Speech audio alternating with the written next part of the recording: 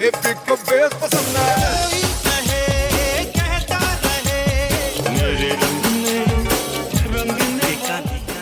let's get started. Welcome to the number one iTunes India podcast. Of course, I have to start with that. It's very world famous in India type thing. Yeah. And knowing what goes on in our private conversation, Amrita knows how subdued I'm still being by this news. Yes. But no, thank you for everybody that got us there. And I know this doesn't last, and all other podcasts are great podcasts. But for us, it was kind of cool that we just started this a year ago, and we're kind of number one in that audience. I really wanted it, so I'm glad we're there. So thank you for everybody that left us these reviews and ratings in the last few weeks. So this is kind of an extra non-Khandaan, non-Sujoy episode. We ran the poll, but Sujoy is traveling, and War was coming out, and we thought, let's just talk about it, let's just do a little extra episode. So this is not like our usual format of how we do things, but we don't have Sujoy, so we have top friend Beth with us. Hey, Beth. Hi! So excited to be on the number one show. Number one! I feel we always bring you on for the most appropriate movies, though, Beth. Yeah, the Venn diagram of what I am known for watching and War don't overlap at all, and I love it. By the way, Asim, did you watch Khoon Bhari Maang? I was gonna say, I made a promise, and being a Salman Khan fan, I did watch Khoon Bhari Maang. I promised this. For people that do not know, last time Beth was on, I promised I would watch Khoon Bhari Maang, a movie directed by Rakesh Roshan, starring Rekha and Kabir Bedi and Sonu Alia and Shatrughan Sinha. Because you love this movie, right? And I want to ask you first. I do. Both of you love this movie. Sujoy also loves this movie. He's not here, but why do you love this movie? Why don't you love this movie? I asked first. Because it has a makeover, it has crocodiles, it has animals, it has revenge, it has scarves, it has a fashion walk-off. It's got everything. Scarves? It has Rekha. Come on. Yeah. It has Rekha in that. There's a limited number of those movies where she's kind of bat-shiters crazy, and this is my favorite of that little micro-genre, which is an excellent micro-genre. So the amount of borderline hate I got when I admitted on Twitter I've not seen this movie.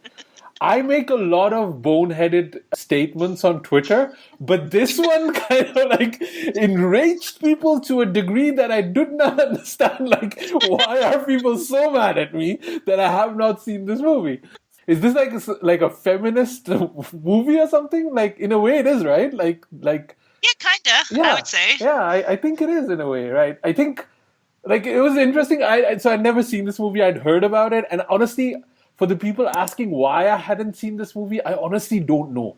I have no reason. Sometimes these movies just kind of fall off the wayside and you revisit them. It stars my Khalajan, so I don't even know why I didn't watch it. But yeah, I have now, and I think my life has not improved by watching this movie. That's sad. So I want to say two things about this movie. One, the first at least hour, maybe more, is not interesting, right? It has a really slow start, and everything that anyone talks about in this movie is in the second part of it. I also sat through the Australian original of this a couple years ago, and it's not all that interesting, so somehow they really, really improved on it in the remake in a way that is just, when I'm watching the Australia one, I'm like, well, where's Rekha? Come on. It's called Return to Eden, right? The first one? Yeah. I think, yeah. I saw that on Wikipedia, yeah. But it was on cable. Okay. Because it does seem to be something that everyone has watched. Yeah, I was about to say, actually, that you should, Asim should show it to his daughter so that she can connect with her culture when she's... I do not understand the motivations of Rekha in this movie to not go and save her kids and do this entire plan for 6 months or 7 months that she's becoming a top model. And wow, that the modelness of it. It's so much modelness. It's so much fashion. I don't know I can handle it. It's so much fashion yet also no fashion, and that's great. In the best traditions of the 80s. Like, Yeah.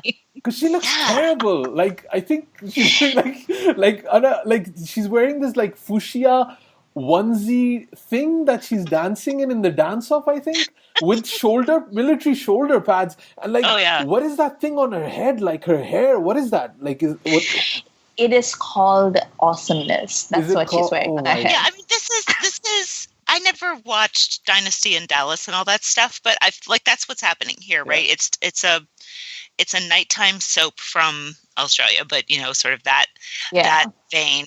80s more is more, greed is good stuff seen through a particular kind of Hindi film lens, and I feel like those ingredients went together really, really. Like, women never get to throw people to crocodiles. Yeah. That never happens. That never happens. And there's so much fun in taking, they cast Kabir Bedi particularly well, I think. Like this super handsome guy who seems amazing, and then you find out he's horrible, and you get to disfigure him as well as just sort of generally take revenge on him. It's just, this never happens. This is, I would imagine, I mean, it's cathartic for me, and I'm not Indian, so I can only imagine. Especially after you see what movies do to women over and over and over and over again, and she just won't take it. Yeah. And that's pretty amazing. Especially in the 80s, I think, because you had like all that stuff going on. And weirdly enough, like Shatrughan Sinha, like he's made a few movies like this where he plays like, the supportive, supportive romantic interest, I suppose, to like women who are. Have you seen Sridevi's Sherni? No, I have not. No, I haven't either, I don't think. So that's the next one on the list. Right. I don't know if that's Asim's speed, but Beth, it's a docu drama from the 80s with Sridevi. Oh yeah, that sounds great. Yeah, I think that's absolutely your speed. I gotta ask though, how was Shatrughan Sinha ever a thing? Like how? I also don't understand that. It's like I was watching it and I was like, this is crazy. Like this guy looks so bad, and like how he looks terrible. Like he has like puffy eyes and that terrible mustache, and like he looks like a dork, man. He looks like horrible uncle type, and he's like, this was probably like not his prime, but slightly later than his prime, but he looked terrible. I was like, how is he does serve a lot of uncle, doesn't he? Yeah, there's a lot of uncle. Like, and he was popular, like, right? Like, I mean, I just watched him and I was like, understand that Amitabh just dominated this era because there's no one close to him. Like, I know you guys are team Shashi, but put Shatrughan next to Amitabh. Like, I was watching Satya Pe Satta the other day. Amitabh is so hot, like it's insane. Like bad Amitabh is hot, and good Shatrughan Sinha looks terrible. Like there's no matching. There was nobody else out there. Like I remember bad Amitabh and Satya Pe Satta. That was like really hot. You're right. Yeah, that is pretty hot. That's what I'm saying. Yeah, there was like nobody. I mean, there was maybe Vinod Khanna, but he went, off to his cult kind of thing. Like, I would use another word, but I'm being. No, that's fair. Yeah, that is a literal description of like where he went. Yeah. So who else was there? Like, it's clear that Amitabh dominated this field. Anyway, so Khoon Bhari Maang has been seen. It has not been understood, but it has been seen. Rekha looks awesome in that whole leather getup she has at the end. Yeah. Wow, she looked so good in that. So great. Like, that was really cool. And it was funny because I was like, why people love this so much? And then, like, you have suggestions in YouTube after you watch a movie or something like that. And the next suggestion was Loha. Remember Loha was Dharmender? I was like, I'm sure Khoon Bhari Maang is as ridiculous as Loha was. And if I have like good memories and fond memories of Loha, which I have not seen since I saw it back then, Khoon Bhari Maang is bonkers and illogical and doesn't make any sense. I'm sure Loha is exactly the same thing. So, maybe we should just, cut all movies kind of slack and like put them at the same level. So, my understanding of Khoon Bhari Maang still needs a bit of help, a bit of time, I think. I think we got a lot to talk about. So let's do a few trailers first, right? I know, Amrita, you want to really talk about Houseful Force first, right? कहते हैं इतिहास अपने आप को फिर से दोहराता है। मतलब जो कांड हमने 600 साल पहले किया था, शायद हम फिर से वही करने जा रहे हैं। और लगता है मेरी तब भी लगी थी और अब भी लगेगी। It was playing. So the trailer was playing before war at my cinema, and literally nobody laughed. Like the entire theater was just like, ugh. It's like a wife swap movie, but with a historical lens that's parodying Sanjay Leela Bhansali movies. You know, somebody pointed that out, that they were spoofing Sanjay Leela Bhansali movies on Twitter to me, and Sanjay Leela Bhansali movies just do not live in my mind. Like, I watch them and forget them, so I didn't even make the connection that he's bald because Ranveer was bald in Bajirao. I just didn't. I didn't either. No, I didn't even make that connection. I made the connection between like Bhansali movies and this because there's that scene from Padmavat. Like the only scene from Padmavat that's like really made an impression on me is from the beginning of the film where they're in Sri Lanka. There's that extended like deer chase scene. So there's a tiny scene in Houseful 4 where they like Akshay and Kriti meet in the forest. And that reminded me of it. And I was like, oh, I see. I wrote in my notes, because I really like historical reincarnation silliness. And I thought, am I going to have to watch this? Because this is the only kind of dressing that you could give a Houseful movie that would tempt me to watch it. And at this point, I feel like maybe I would watch it on a plane, but I thought that about one of the other ones, and I lasted 5 minutes with it, only even on a plane. So I don't know. And Nawaz is in there, right? Yeah. Yeah. And Nawaz is like doing a send-up of his Sacred Games character, and I'm just like, what the is this movie? I mean, especially with the way Sacred Games has turned out, like you already did that, so... That's the only part I laughed, though, is the Nawaz in this one. He does the Mehi Bhagwanu, whatever he's doing. I thought that was funny. But I think I'll watch this. I don't know why. Something about Ganja Akshay is appealing to me. But I have to say, we're at that point that it is icky to watch these men with such young heroines. Like, the age gap is too much. Like, it's ridiculous at this point. Yes. Like, it's been too much for this entire franchise. It is, but I don't know why this time it really, like, I think they're even younger, the girls that are playing it. Like they just look lost. Like, they have like dead eyes having to sit and dance with these uncle types. Like, I zoomed into, like, on the poster, there's like the third actress, which I don't even know her name. She's sitting on Bobby Deol's lap, and they both have like dead eyes. Like, they know this is inappropriate, like, but they're just going through the motions. Bobby in particular looks like he'd rather be anywhere else. Yeah. But why did they even cast him? I don't know why this revival of Bobby is going on. Like, he doesn't want to be there. We don't want him there. What's going on? Like, why is he being forced into this? Bobby wants work. And this is like the industry Khairat in action. Yeah. Because he was not, I mean, he could have done things. Like, he could have done what, like, Abhay Deol is doing, which Abhay Deol is also not doing at the moment anymore. But there's movies and content out there, but they want to spend all their money on launching Sunny Deol's son. Like, I don't know what goes on in the Deols' mind. Like, how does their brain work? Like, it's all bad decisions one after the other. I think that's it for Houseful, right? So nobody's watching it except me. I'm the only one going to watch this movie. I'll try it on a plane. Maybe Sujoy will go with you. I don't know. And I thought Abhishek... I'd go with you in the theater for sure, because that would be fun. Yeah, that would be fun. But Abhishek was in the last one, wasn't he? He was quite good. Like, why didn't they just bring him back? Oh, he probably didn't want to do it. I keep thinking I've watched a Houseful movie, but you know what it was? It was that Shandar movie. The Shahid Kapoor one. Yeah, that's what I remember as the Houseful movie, but it wasn't. Like, it was Shandar. I can't remember the last Houseful movie that I watched. Maybe the first one. I don't know. Yeah. No, they've been pretty bad, pretty much. I've not, like, the third one I watched like 20 minutes, and I keep trying because I like Abhishek, and then I just quit because I don't like Abhishek that much. So it's tough. It's a challenge. Second trailer that came out was Mar Jawa. मंदिर और मस्जिद दोनों मिलेंगे। गुजरे का इस देश की जिस गली से मदद मिलेगी हर किसी को, मांगो या अली से या बजरंग बली से।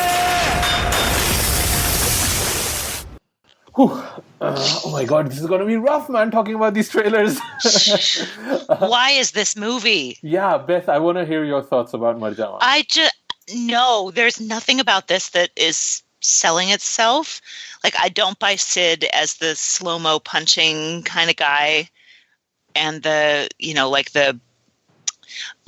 is that look that he's got that they've given him? I feel like there needs to be a term for this, like with the tall mullety hair with the bandana and stuff. Like, I just don't buy him as that. The harmonica girl is stupid.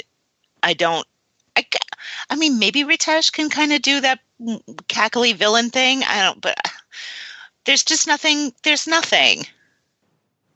This is a rehash of Ek Villain, right? I don't know what it is. Like, it's the same team for sure, and they're really trying to probably emulate the success of Ek Villain. Even the songs are very similar. The way it's shot, the actors are similar. So yeah, I think they're trying to emulate it in one way or the other.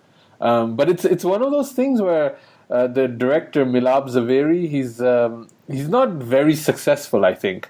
I mean, he's had a few. He's made quite a few movies. He's had like sporadic success with a few of these. I think the last one was probably Satyame Vijayate.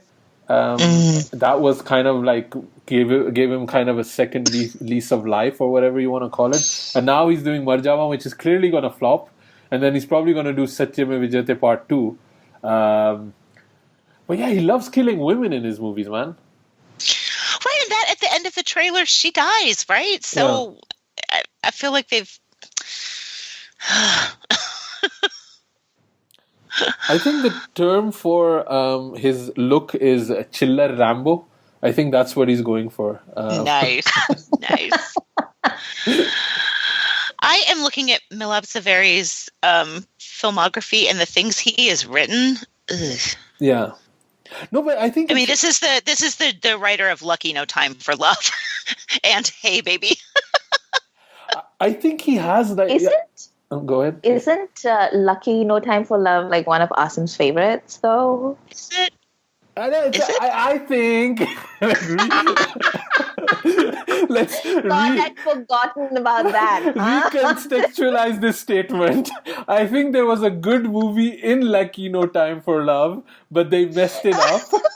Like in Veer, there is a good movie in there that needed kind of reshuffling, re-editing. There's something in Lucky No Time for Love. Putting me on blast like that. You heard it here first on India's #1 entertainment podcast. Imagine we made it to #1 while making statements like Lucky No Time for Love is a good movie.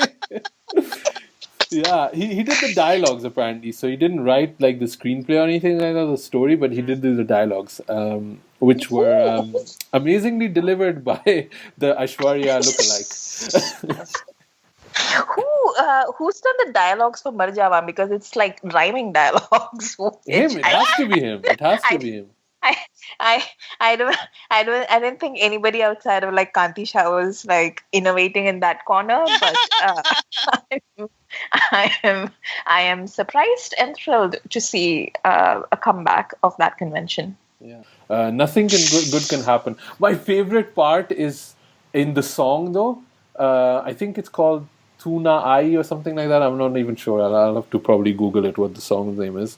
But like, you know when subtext is text? He's like having this romantic song with Tara Sutaria, and his t-shirt is written in red letters, Redemption. I just thought that was so hilarious. And I know Milab Zaveri must have been like so happy that he found that, like, yeah, we'll be subtle. The song is called Tum Hi Aana. which is like a classic, like Tum Hi Ho kind of song, like a very simple kind of thing. I don't know if it's sung even by Arijit, but it sounds like a song sung by Arijit, those kind of songs. They're not sung by If he Arijit, but didn't sing it, he should have sung yeah, it. he should have sung it. It's Jubin Natyal that sang it. So, yeah, I mean, I don't know where Marjawan is. It could be so bad it's hilarious, but it's gonna make so much money maybe that people, because they take it seriously. But I don't know. It might. Like, I don't know about money though. Like Siddharth, man, he has like no cachet with the audience at this moment. I feel bad for Unfortunately. him. Yeah. He is, Him and Pariniti, like we were talking about Yeah. before, they just gone stone cold. Yeah, dead too in the bad. water careers. And I don't even know what option they have at this point. Like, like I don't see an out for them at this point. I feel like the answer for them is the answer that I keep coming back to for everything, which is find something interesting on streaming. Yeah. But I don't even know if what could they even, like, I think even streaming is probably getting like challenging and like not easy, They're probably also going after like bigger stars or better actors or something like that. could be. If they can now get Saif Ali Khan, like who would want Siddharth Malhotra, right? Right.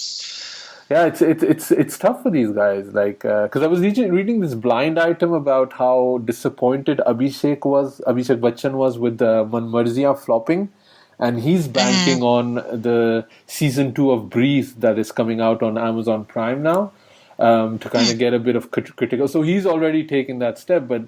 Yeah, where does that leave? Sorry? Season 2 of what?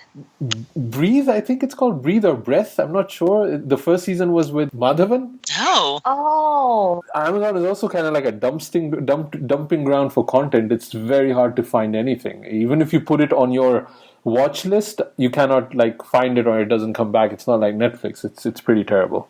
Oh, I heard that Karishma is doing a streaming show for Ekta Kapoor. Oh, wow. And it's going to be like about a single mom handling her kids. That could be good. I would watch that. Yeah. I would watch that. I don't know what I would watch with Siddharth Malhotra. Like, I don't know what he would do. Which also kind of brings us, speaking of dumping grounds, has there been any movie that's been as unceremoniously dumped on a streaming platform as Drive has, apparently, is going to be?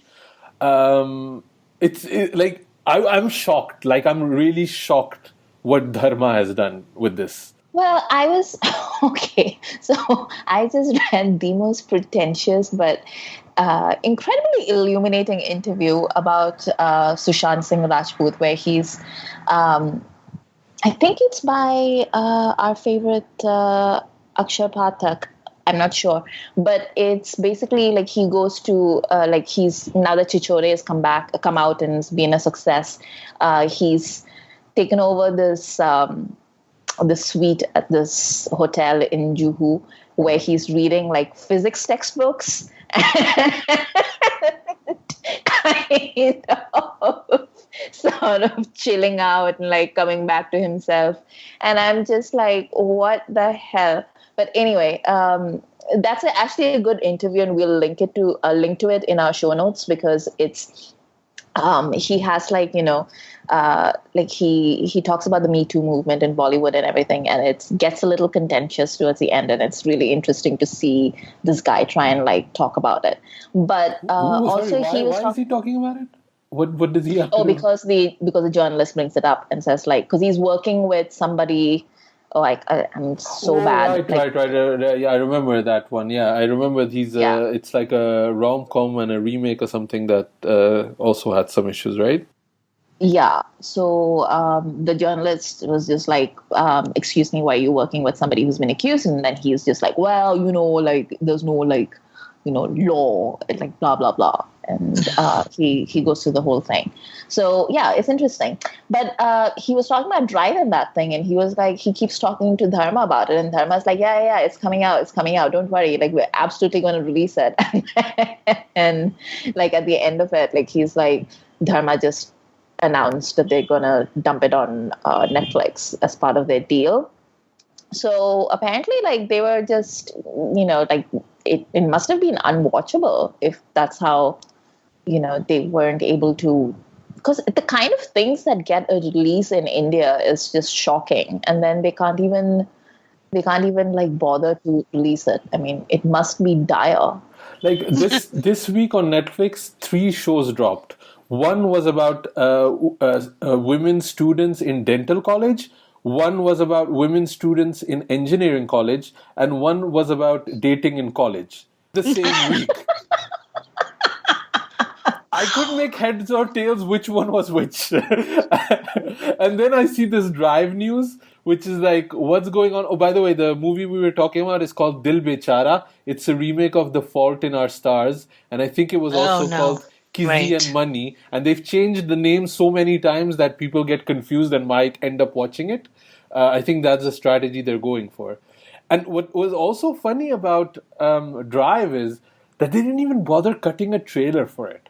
Like, there's like the first promo that they brought out is like and I don't even know what this is, this trailer. Is it a behind the scenes kind of when they were shooting in Israel video travelogue? Or is it the characters of the movie having a holiday and that's being shot? And I couldn't figure that out. And everybody looked like a douchebag, and I would never want to be in the party that they're having. I don't want to go there. I don't want to hang with these people. So, and Sushant, I can't pronounce his name, and Jacqueline seem to have no chemistry whatsoever, and they're forcing it so much. And also, how does this gel with Drive? I mean, you guys have seen Drive, right? The movie with Nicholas Winding Refn that directed it with Ryan Gosling. Like, how do you even bolidify that? Like, it's bonkers to me. It's going to remain one of the biggest mysteries of 2019, at least. Like, what the hell happened with Drive? And I mean, this guy is like, the director is Tarun Mansukhani, who made Dostana, which was a big hit. He apparently still has the Priceless remake, which they've been trying to make for like 20 years. And then Kuchi Kuchi Hota Hai, which they've also been making for the last 20 years. So I don't even know what's going on with this guy. I don't know what's going on with Dharma, man. Like, it's insanity. Amrita, Beth, did you see the trailer or that video that I'm talking about? No, I forgot to watch the one for Drive, but I'm cautiously optimistic about it simply because I find both of those leads to be very charismatic.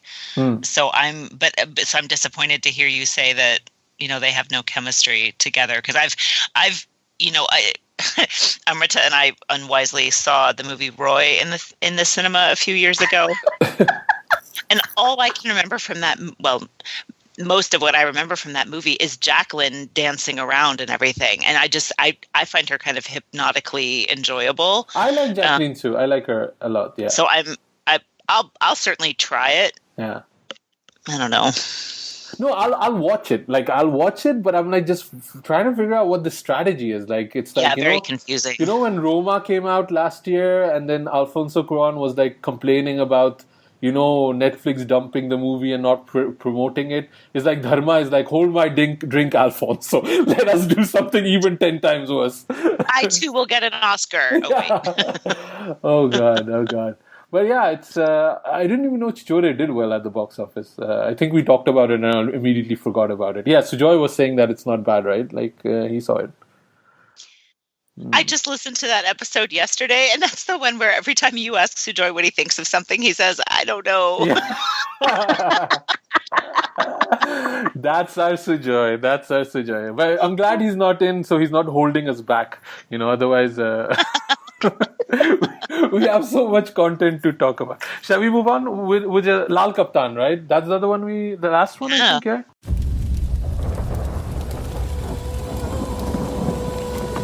एक भले आदमी ने मुझसे कहा था कि मौत की तैयारी पैदा होते ही शुरू हो जाती है। दुनिया बदल रही है, बस एक तू नहीं बदला। जो काल के साथ बदल जाए वो अकाली कैसा। 20 साल से एक शिकार की तलाश में, जो आज तक हाथ नहीं आया। काम बताओ और भाई। तुम जानते हो उस किलेदार को? रहमत Khan.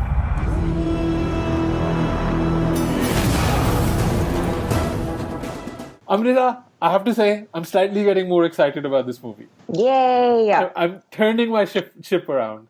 I didn't get it until like the interview that I saw with Navdeep Singh and Saif Ali Khan and what they're trying to do, and now I kind of get it a bit more. And they've released like weird, like 4-part trailers or something like that, like the chase and the hunt and the whatever. And it's looking interesting. It's looking interesting, and I really like the interview because like Saif has no filter, and Navdeep Singh is just like nervously sitting next to him that he's going to reveal the whole movie, which is kind of fun to see.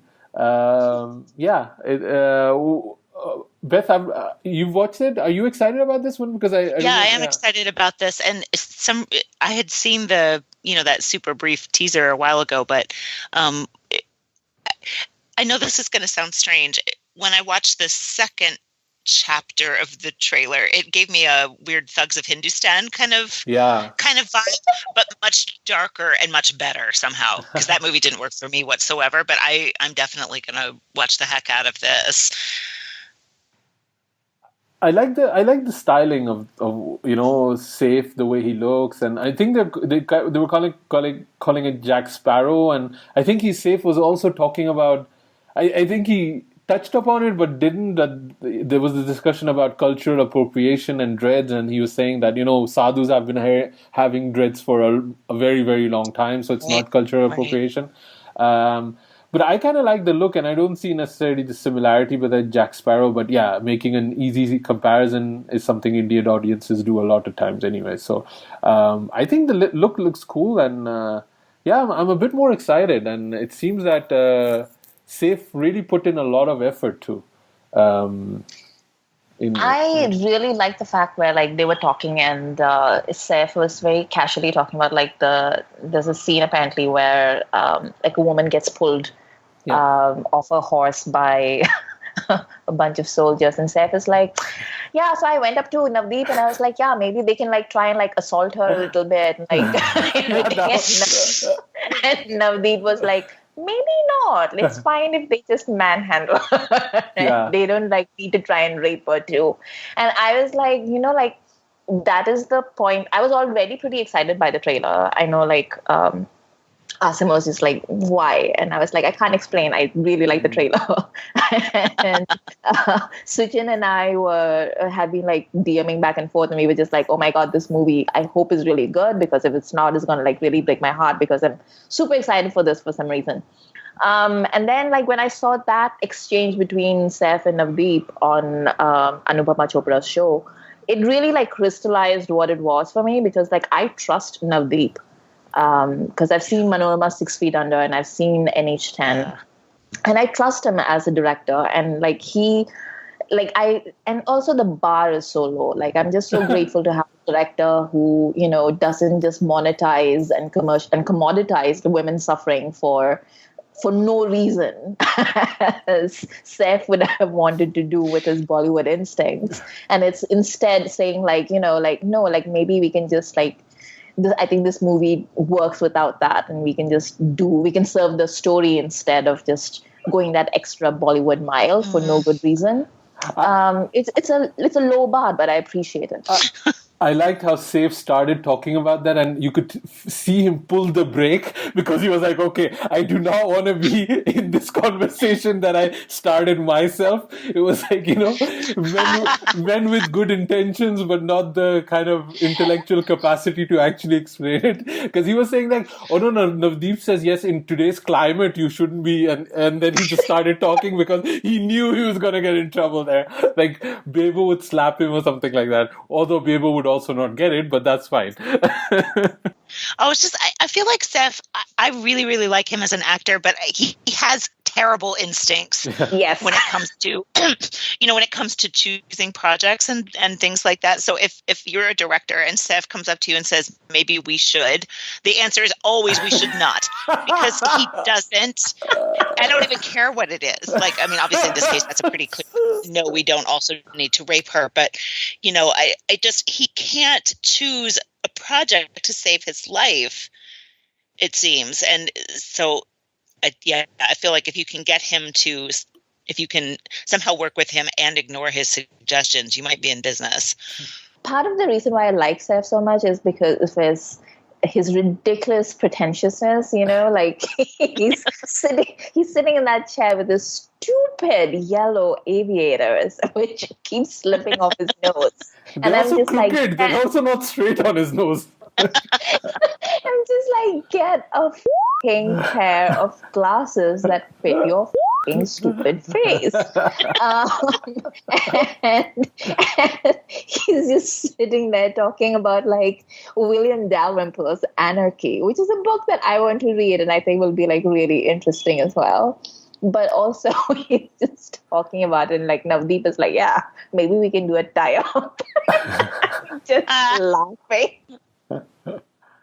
The shade is so subtle and it's so well deserved. I love it. Like also like he has like no filter, and I think I was talking about that a couple of episodes ago. I do really enjoy Saif's interviews because he doesn't even know when he gets himself into trouble, and he's also like dissing Aankhein 2, a movie that's not been made that apparently was offered to him, and he's like, yeah, I would never do an Aankhein 2. I was like, what, dude? Like, go ahead, paint yourself in the corner. It's hilarious. It's hilarious. I think people should check out that interview with on Film Companion with Saif. It's quite a good one. But I think let's quickly from one yellow sunglasses wearing douchebag go to the other yellow sunglasses wearing idiot, which is Rani Mukherjee, maybe. See how I tied that up?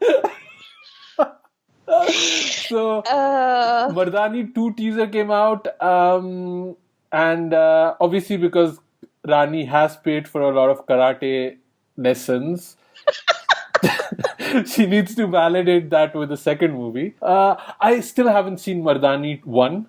I really like Rani. I mean, I'm making jokes about her, but I really like her and I like what she's doing and the kind of movies on screen.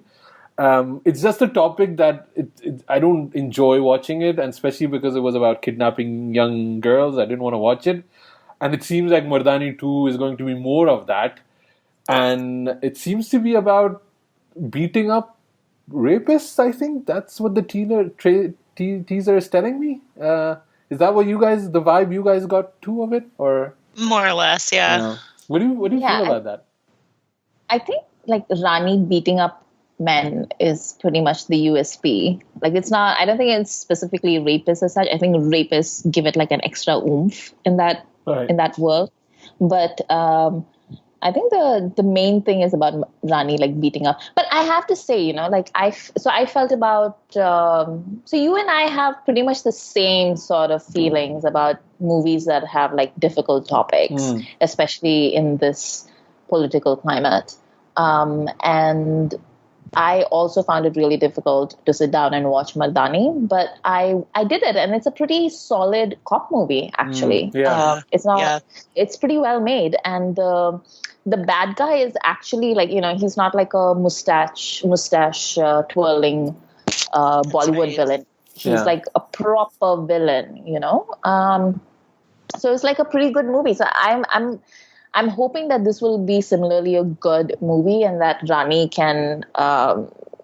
we've heard all the stories about her being a micromanager and how that's negatively impacted some of her movies in the past. So I hope she can keep those instincts to herself and she lets this movie be just as good as the first one, because I'm all for her reinventing herself as this action heroine. But I don't know. Yeah. What about you, Beth? I am a big fan of the first one and have actually just written a chapter for an academic volume about Mardani 1. Oh, wow. So you will get to, interlibrary loan my work about this sometime soon. Because the book is going to be expensive, so don't buy it. Way to sell. You academics are the worst salespeople ever. I start the podcast with like, number one. You're like, don't buy it. I think the first one, I really, really like it. I've watched it several times now, and I feel like it.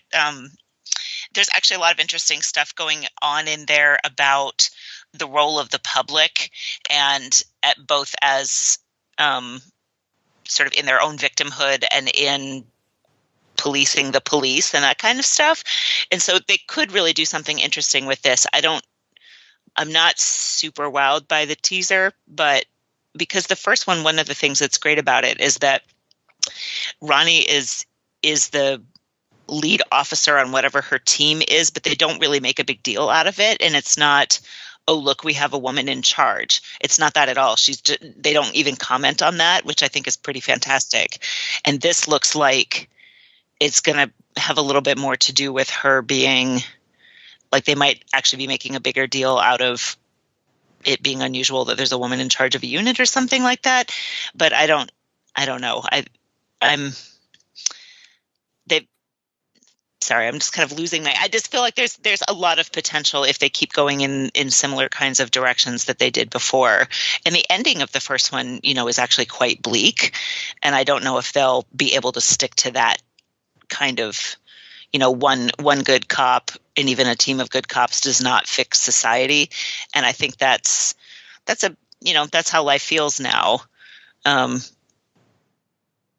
that we need to make cops into heroes. Obviously that's bad too, but I'm optimistic. I want to watch Mardani, and I think at home I can do it. I just need the space to watch them at my own pace, and not when everybody's talking about it and the full media push is happening. Because even last week I was thinking Article 15 is on Netflix now, and back then I had no inclination to watch it. But I'm just kind of catching up with the movies I missed out this year.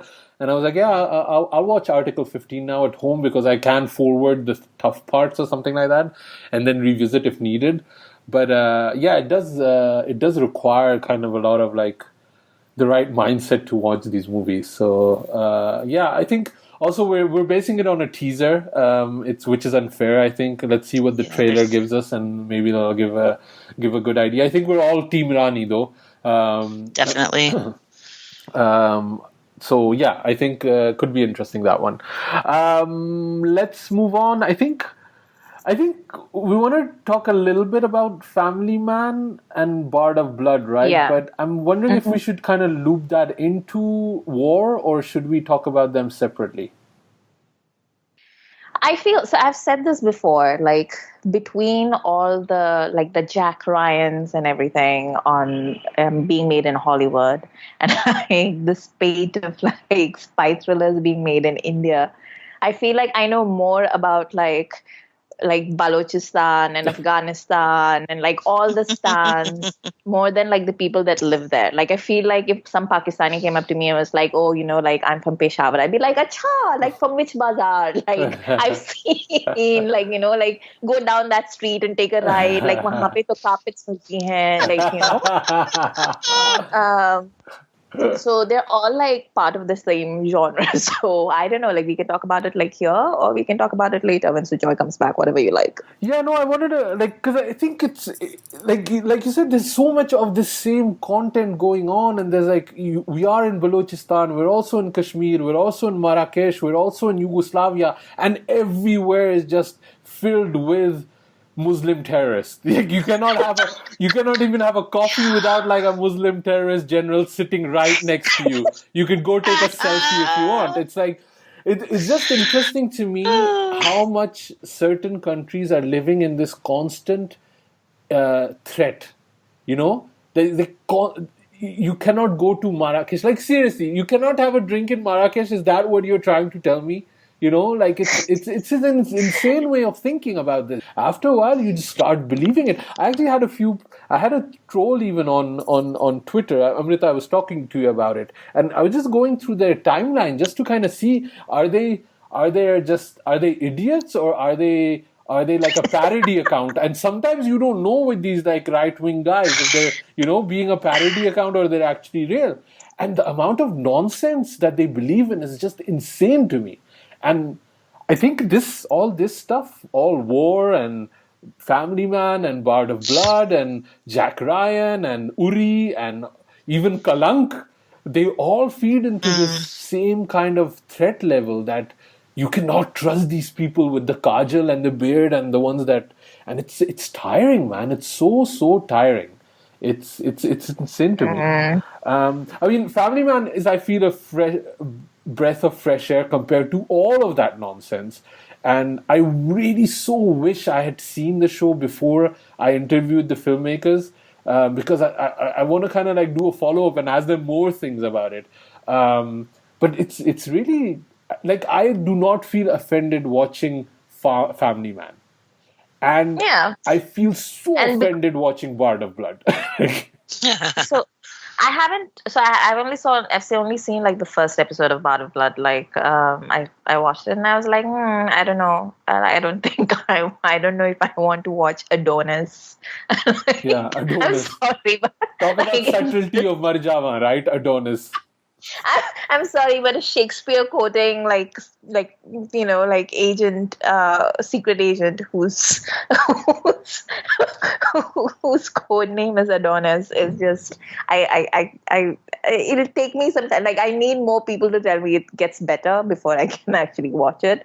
And unfortunately, not enough people are telling me that it is better. But Family Man, it was actually pretty good. Like, it was like talking about it had like a pretty like a wider lens. Like, it wasn't just like, ye Musalman hai or ye terrorist hai.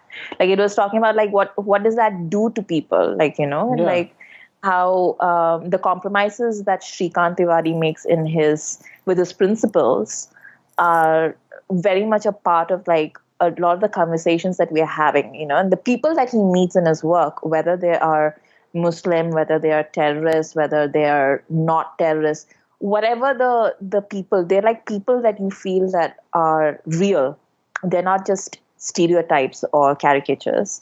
And I really appreciated that. And then I also saw that, a lot of right-wing people in India caught up with the Family Man, and so now they're like, oh, this content must be regulated because it's very anti-national. And I was like, wow, I was expecting that to happen sooner rather than later. So I'm surprised that it took them this long. I just found it interesting that all the people that hated Family Man seem to really like Bard of Blood. All the people with flags next to their Twitter names, they really like Bard of Blood. And I remember when the first teaser or trailer came out, I was excited because I was like, it's Shah Rukh producing, and I have so much faith in Shah Rukh, right? Like, it's and maybe that's my mistake, right? I'm like, no, Shah Rukh won't do us dirty. He'll do, he'll be sensitive, and Shobita Dulipali is in it, and Imran Hashmi is in it, and there's good people around it. And it's like, it was so tough to watch those first 2 episodes. Like, it's insane. And I understand that it's a reality, but the way it presents it, is that it's the only reality. And I think Family Man shows that it's a complex reality, which I am something I kind of, it is a complicated situation.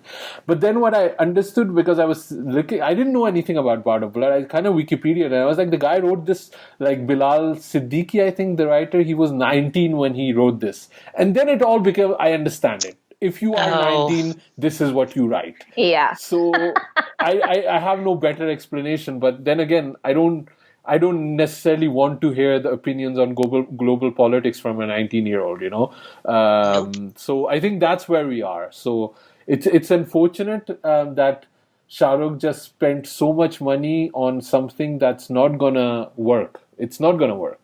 It's not gonna hit like some critical mass. It's not gonna be a Jack Ryan, and it's not gonna be a 24. And it doesn't even have the critical acclaim that, maybe Family Man now has, at least. So it's almost like a they-all way of spending money, unfortunately, for Shah Rukh.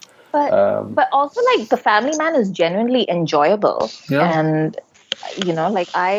I really buy Manoj Bajpayee as a leading man. Yeah. And I always have. And I don't know why he isn't considered. I feel like with Manoj, a lot of people watch him and they're like, wow, I love him. And then they forget how much they love him because he's so much that character and not like himself. And India is so star driven. So when you're not the star, then people are like, wait, but how does this compute? Like they really can't make their tiny little brains work. But he's honestly, like over the past 20 years, he's been one of the most reliable and most enjoyable people to watch on screen. And I'm so glad that so many people, because all the chatter that I've seen about Family Man has been about like Manoj Bajpayee and like how like people are just like, wow, like I really enjoy them. And I'm like, yeah, idiots. He's really enjoyable. That's why you enjoy them. And it is something about us as audiences that we like, because I recommended the show to my old co-host Martin from You Podcast Main Event, and he watched it without any of those biases and hang-ups, and he just loved Family Man.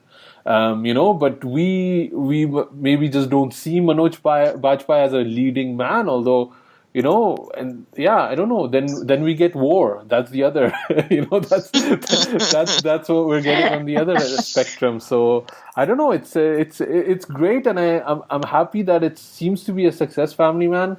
And they said, like Raj told me in the interview, they already have a plan made for season 2 and 3.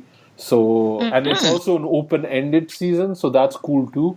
BardOfBlood, I don't know if I can make it through it. I was hoping this would be a career revival for Imran Hashmi as it was for Saif Ali Khan.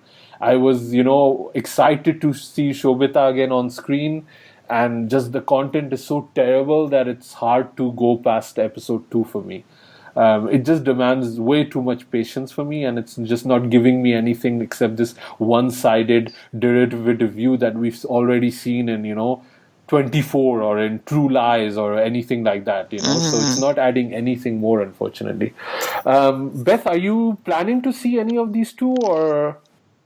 Maybe Family Man, but I've heard the same sort of general impressions that you're sharing, and I somehow hadn't actually realized that the name Bard of Blood is because the guy quotes Shakespeare. I just no. It is just as unbearable as you would imagine. Like you hear it and you're like, wow. So Amrita and I were talking the other day. There's this Bengali movie from a few years ago where Prosenjit and what's his name from Kahani? Why am I forgetting his name? Anyway, there's a serial killer who leaves clues at the scene of his crimes that are famous quotes from Bengali poetry. And you're like, ugh. And this sounds exactly like the same thing. It is that, but it is worse because it's Imran Hashmi like reading sonnets. And no. Like he's not like, for like a guy who has no idea what he's saying, he doesn't sound that bad. It's not that hard to understand Shakespeare either. Come on. I cannot. Like there was this, somebody posted like from one of the later episodes, I guess, somebody posted a screenshot of him quoting like Hamlet or something. And some woman is like talking about like how her family died or something. And I was like, I would literally like kill you if I was telling you about my pain and suddenly you were just like, oh, like we're all like, what does it matter? Like what's in a rose or whatever. And I was just so angry. I was just like, no. When you said that this was written by a 19-year-old, I mean, yes. That is exactly what those dudes did. Don't give them screen time. Oh, Shahrukh, man, don't give them screen time. Yeah, I think if people know that this is written by a 19-year-old, that maybe they'll make it more understanding for them that, okay, this is why this show looks the way it does, or, makes the point it does. And it's also, apparently he's a Muslim in India, so I feel there's also kind of one of this pushback, like I'm not one of them, like, and I think these are the things you try to figure out when you're 19, 20, like where am I? Where do I stand in terms of nationalism versus religion? What is my identity? And I think Bard of Blood is an expression of that uncertainty.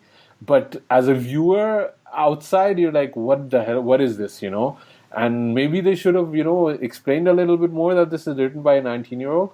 I also wish that Family Man had the budget that Bard of Blood had, because it has it looks great, it's shot amazingly, the production values, the action sequences are so good, and Family Man, you can really see that they were constrained with the budget they had, and they did some amazing things. Like in episode 6, there's this 20-minute one shot. It blew me away. I just kind of rewinded and watched it again because it was so good. And up until now, Bard of Blood doesn't have that, but maybe it does. I'll struggle through it if I do, So also Family Man doesn't shy. I was listening to what you were saying about being Indian and Muslim in India, and those are the kind of difficult conversations that Family Man explicitly has. Yeah. And it doesn't stop and self-consciously have those moments where it's now we are going to talk about something significant. There's no preaching about it. It's actually very organic to the tale. Like when Sultan is talking about his strained relationship with his dad because he chose to work for the intelligence services. Yeah. And all those things, it really makes a cohesive, complex whole, and I really liked it. Yeah. I really hope they don't screw up season 2. I hope it's more of the same. Yeah. It's Bard of Blood not great, Family Man pretty good. So I think that's kind of our synopsis of that. Let's move on to our main review and let's.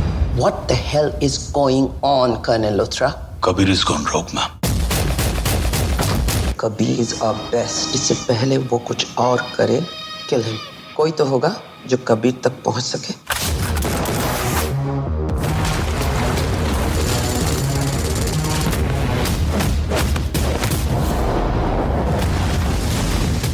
Kabir को मुझसे ज्यादा कोई नहीं पहचानता.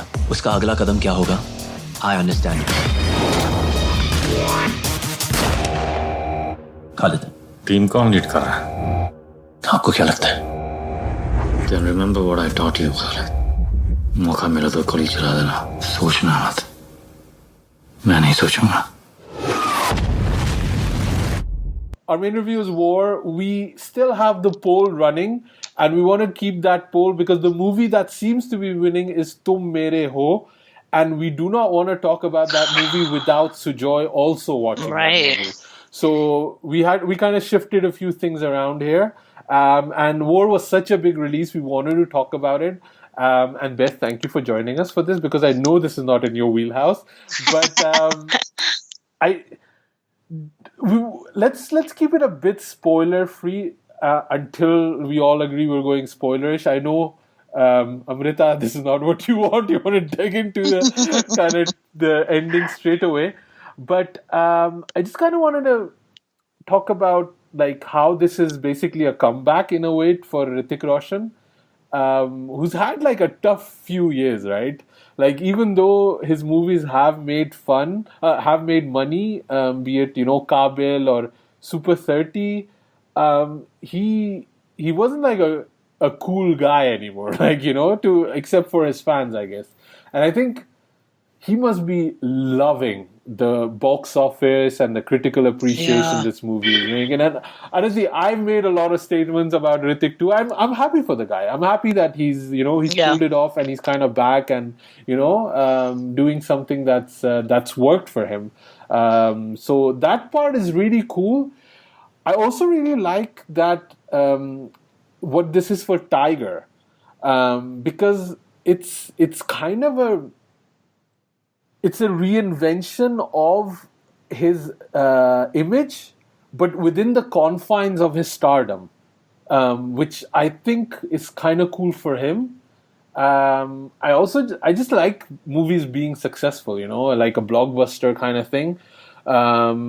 So, I mean, these are kind of my first initial thoughts about War.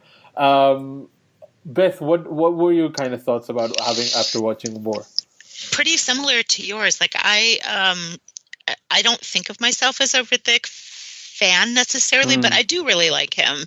I do get why he was is a star, and I think this is perfect for him because it lets him be, these guys who are willing to take on things that show them as imperfect and have some shades of gray I think that's usually a really smart move, and I feel like it's he's really done very well with that in this movie. And he played that character kind of close enough to his chest that you didn't exactly know what was happening, and the movie did a lot to support that. And I'm with you on Tiger as well. I've never managed to sit through more than 20 minutes of a Tiger Shroff movie, and I would have sat through all of this regardless of, watching it to be prepared for your podcast. Like I really enjoyed what they did for him. I like him in these smaller doses, I think. And I like that he is not shown to be, he doesn't have to be the pinnacle of the movie because it's shared. And I think that that's the level he can actually do. Yeah. I really like, I would even say I'm Team Tiger more than I'm Team Hrithik at this moment after watching more. Yeah, I mean, like, we've talked about this, Asim, but like, in the lead up to the film, like, I was watching a few of the interviews, and Hrithik was, like, actually pretty much a douchebag when he was talking about Tiger. And the director too wasn't like really like sticking up for Tiger much. Both of them went on Anupama Chopra and were like talking about like how Tiger basically sucks, and they had to drag him up somehow to their level. And I was like what? Like how? That's rude. Yeah. I thought they were really doing him dirty, Tiger. Not just like Hrithik, Siddharth Anand, even Yash Raj.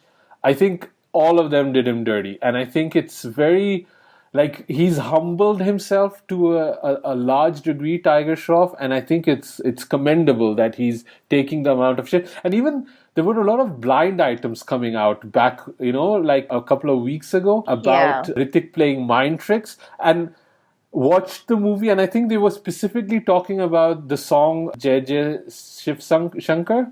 That Hrithik had already spoken with the wardrobe. He'd already learned the choreography. He'd already learned the blocking and the angles before Tiger even got involved into the song. Just because he wanted to be ahead and prepared, and then kind of put Tiger in a bad light. And now watching the song, I can 100% see that blind item was... So, yeah, sorry, Amrita, I kind of cut off your point, but I just wanted to kind of add that. No, but I also agree with you. Like, like Hrithik has had, and it was funny because like Hrithik has had like a really bad time, and I had got, thanks to the to Rangoli and Kangana being like utter bitches for no good reason. I was actually beginning to feel really bad for Hrithik. I was just like, you know what, like because it really got to a point where it was like Hrithik can't breathe for being bludgeoned. It's like he walks out of his house and like a piano falls on his head. Like it was like that kind. It really was like that kind of a thing.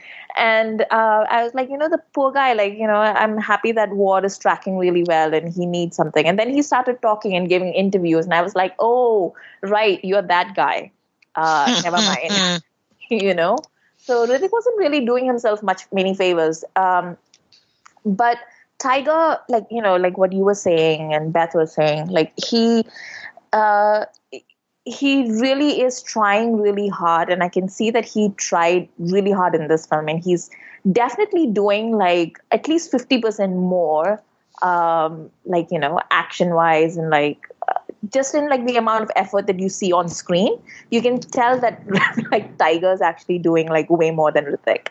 They're making him do like a whole bunch of stuff more. Like the two entry sequences, like the one for Hrithik is that like one take where he's like, beating up all these guys and he's like doing all this stuff. And then for Hrithik, it's like he's literally like stepping off a helicopter. So I'm like, well, nice job if you can get it. But also, like, you can see, like, how... See, this is the thing, right? And we've spoken about this before. The Khans were really lucky in that they made their debut when they did, and then they were allowed a period of time where they could work with each other.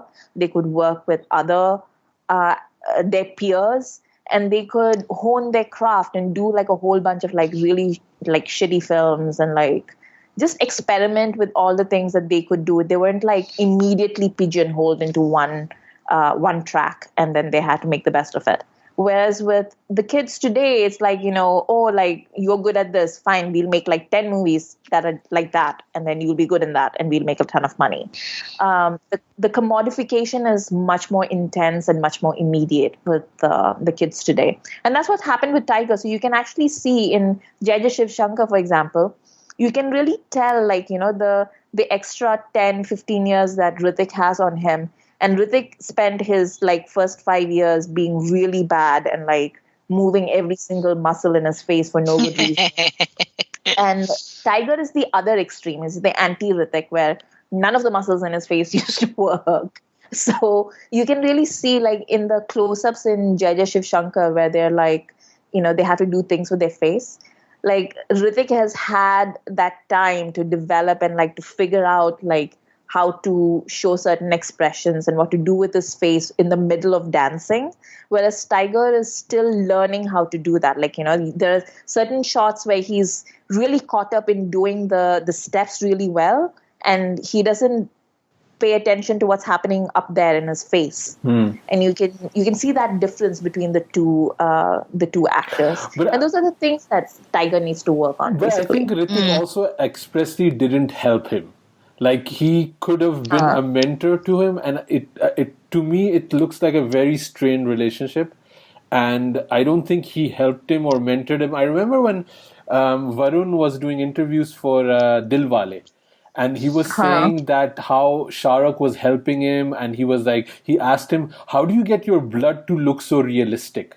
And Shah Rukh took Varun to his makeup man, and he pretty much explained all of it, of how it worked. And honestly, I was watching 30 minutes of Kalank, and I couldn't watch the whole thing, but the blood looks like Shah Rukh blood.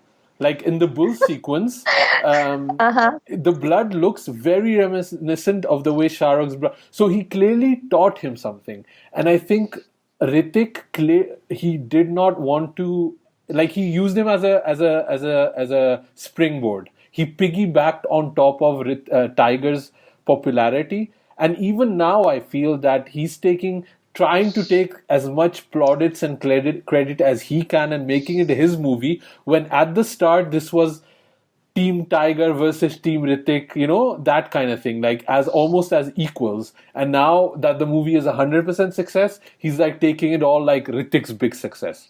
I think it's a basic human thing, unfortunately, that when you are operating from a situation that you view as one of scarcity, it's hard to extend generosity to anybody else. And I don't follow interviews and stuff, so I don't know any of what you were saying, but that makes sense to me that he may be the bigger star, sort of technically, but he's not currently actively the bigger star of those two right now. And so he's not going to be, he's in a position to take rather than to give, which is, I'm not justifying it in any way, but I think that's, I suspect that's kind of what's happening, when in fact he should be more willing to be an actual partner in the film. Yeah, or kind of be like magnanimous, right? Like that's what you expect from a senior. And I don't think he's doing that. I think he probably even actively held a grudge that he didn't get to take his shirt off. That kind of like petty things. And I just... But don't you think that if he had really wanted that, why wouldn't someone let Hrithik take his shirt off? That doesn't make sense to me. I don't think Hrithik wanted to take his shirt off, because who would want to next to Tiger? Tiger, yeah, exactly. They do very much play that as a joke, which I thought was pretty funny, actually. Like, there's all but an eye roll when he does it the third time, and that's great. I also like when Ghungru came out, the first title song for the movie, people were also saying like how effortless Hrithik looks. And to me, it only looks like effort. Like, it looks like all calculated and manipulated. And I'm not saying the result is not there. But when he's walking, that first shot when he's walking from the helicopter, I could feel like every forceful, I look cool now walk. And I don't know, it just seemed very, very artificial now to me. Like, that insecurity is coming through, to at least to me. That particular sequence is highly artificial, though. I mean, because I thought, his actual first scene isn't his actual first scene, that being a sniper, and that worked. That was easy. And unfortunately, he was shouldered with that stupid neon sign. You were talking in the other trailer about somebody's shirt, but like, okay, got it. Okay. So I thought that's actually his entrance, and I thought that was really clever. So can we do the spoilers now? Yeah, let's get into spoilers.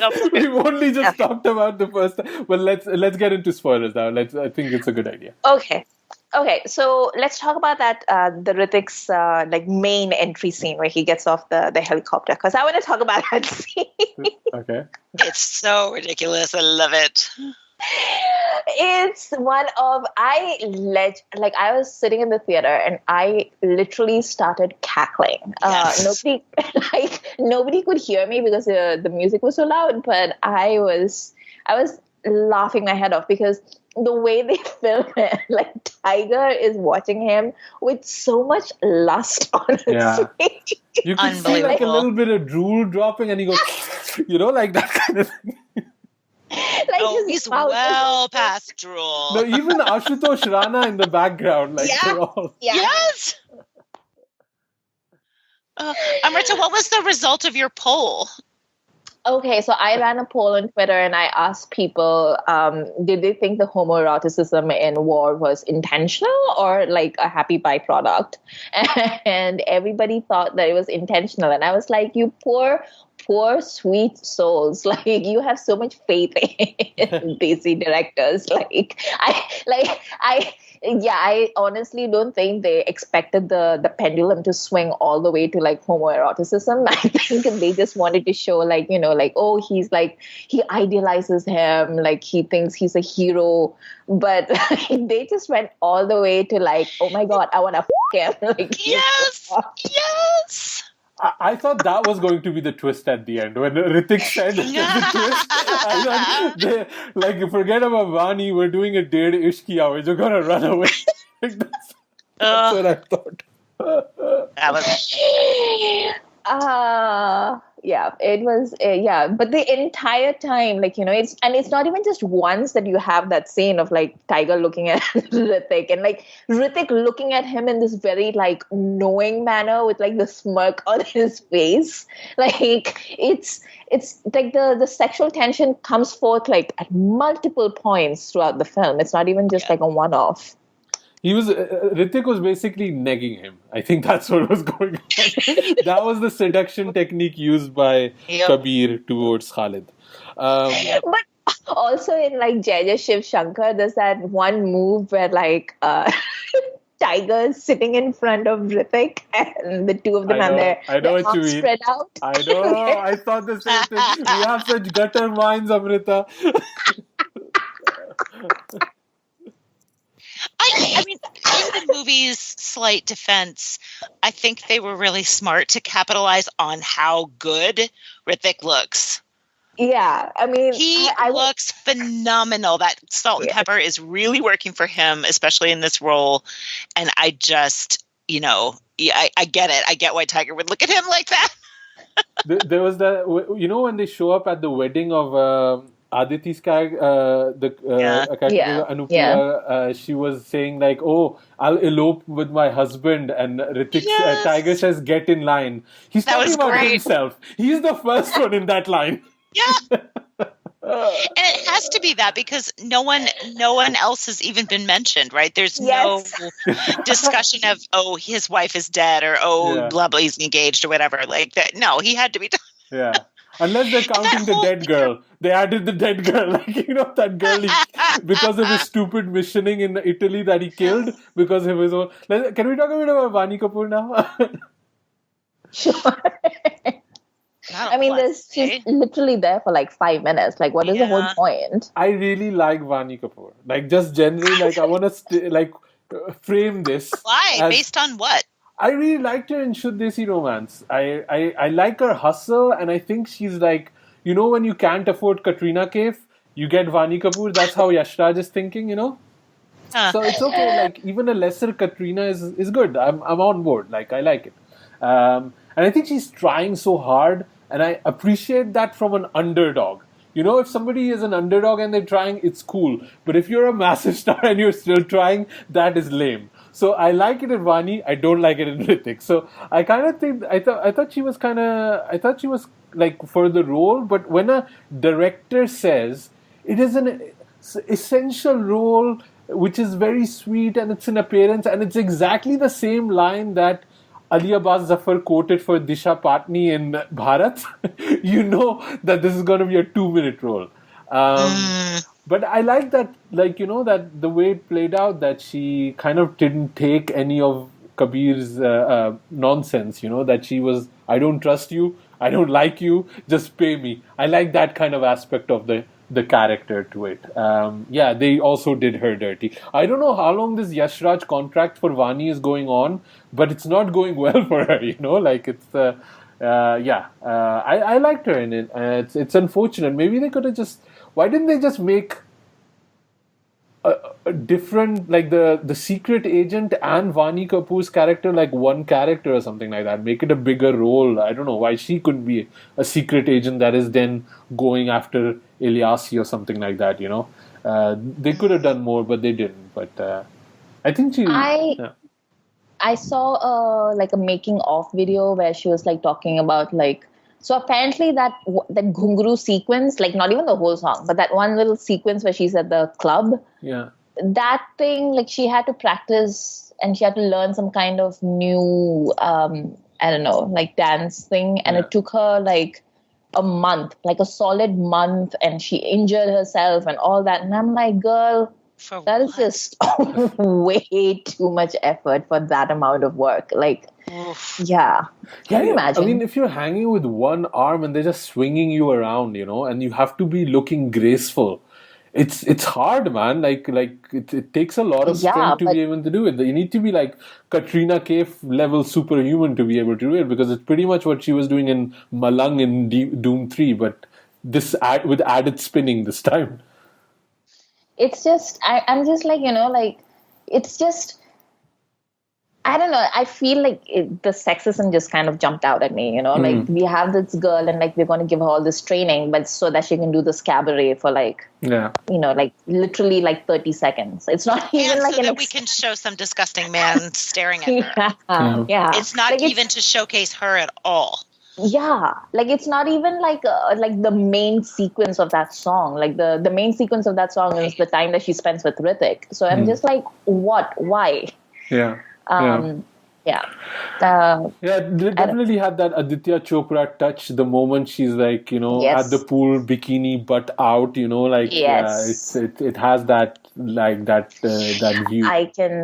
I can just imagine Aditya Chopra with his magnifying glass going like, like 1 more millimeter of fat. Like that's what we need to remove. Her sequence was I think that was the point in the movie in which I felt like, and I felt like this before about a few other films, like, oh, this is like a 70s masala script that they've tried to pull into now. But because the sort of geopolitical stakes and the action sequence stakes are so much higher in film world than they were at that time, it's not supported enough.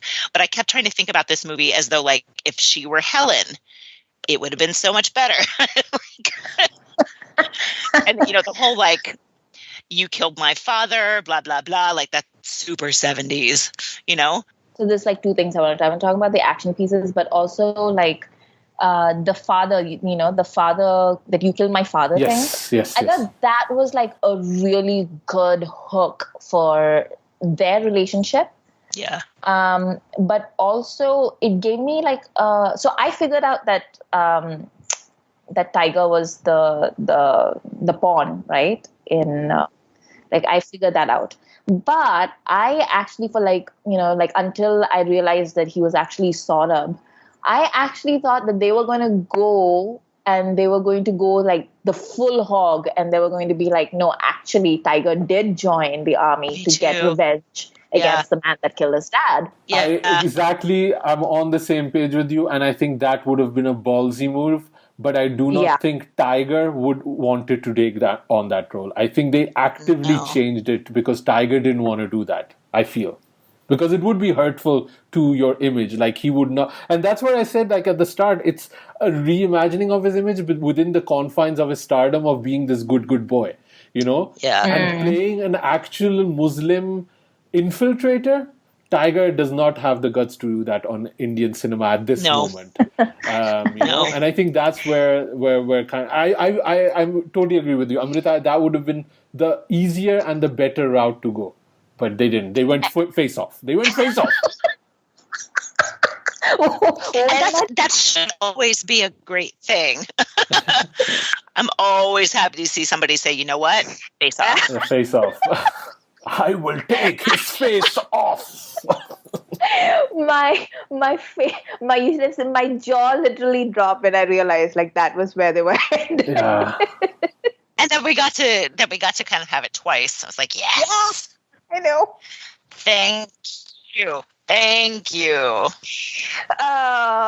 Yeah, I mean, that doctor was like a full service doctor. Like, she'll have sex with you and she'll change your face for you. And add abs and teach you to do parkour. I don't know what kind of plastic surgery this is, but, it teaches you dancing. Loved that she mentioned the voice. Yeah. Because whenever someone's like, oh, secretly they're twin or whatever, the voices are wrong. And you're like, thank you. For being thorough. Yeah, because they ripped that off from Face Off because that was they explicitly talk about that in Face Off. That's why they rip it off. But excellent. How did they? If you're gonna copy, be thorough. Yeah. Don't you love it when somebody else has already written your script for you? The best. But it's like you've got these two stars who aren't working well together. You know what? Okay, fine. Face Off. Yeah. But I think that's where, for me, the kind of the bad and the bad writing kind of comes in, and I also not just bad, but I think cowardly writing, because it is touching on these moments of that a Muslim needs to go through so much to prove their loyalty to the country. You need to sacrifice your father. Your mother has to be ashamed for 20 years. You have to be embarrassed at your job time and time again until you give your life to be validated. And they don't push that idea through enough in the movie, because then it just becomes a spy movie where they could have actually made the point that Saurabh is not a Muslim. They don't even make that point, right? I mean, obviously, it's coded within the names or anything like that, but they don't explicitly say it when they explicitly say everything else in the first half of the movie. And that was really disheartening to me. Yeah. Yeah. And also, what I also found interesting is that, Tiger's dad was an army general that was a traitor, right? And he's a major or something. He was in the army and he was a traitor. They keep calling him a traitor. So they spend the entire movie figuring out why Hrithik is a traitor, but they never give the luxury to figure out why Tiger's dad was a traitor. Yeah. So it's those two ideas. That is something that really came through to me, because when Tiger's character, again, you can't think too much about it, because why does Saurabh is what is his motive? And why would Saurabh care? Tiger would have cared. But anyway, that was something that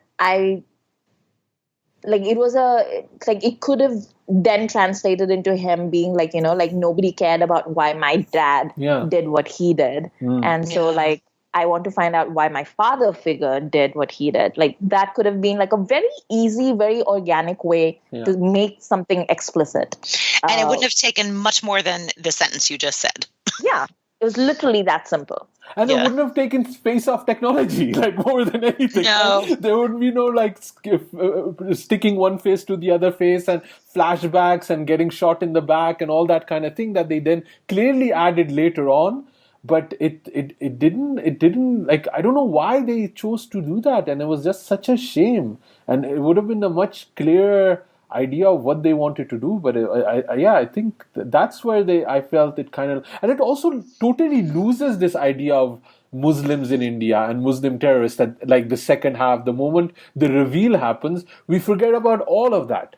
And I think that's kind of just the shame where Yeah, it could have been much more. It could have been better, and I think it's just shifting the idea that I don't think Tiger wants to be a bad guy on screen, like Hrithik did when he did the Mission Kashmir. They would maybe need to have to how do you say, rehabilitate him at the end of the movie, which actually also brings me back on another level that they did Tiger dirty.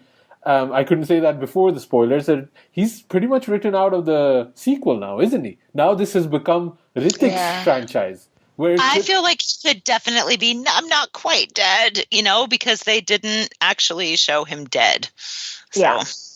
I think Also, like, they make like this big deal about like, oh, I won't let you die with his face, Right. and then like they leave his face. Like everything misses the face. Like, why did they make him say all that if they weren't gonna? Yeah. This for me. This is the big question about this movie: was that on purpose? There's so much that happens in this movie, and I have no sense if any of it was done with any thought. So there was I couldn't sit through it because it was just unbearable their personalities were unbearable to me. But they had like this sort of victory press conference where, they were like, oh, it's been a big giant success. And Siddharth Anand said that they were in the first couple of minutes where people were just like, congratulations. And Siddharth Anand was like, yeah, we're talking about a sequel. And both Hrithik and Tiger were like nodding along to it. So I don't know how that works.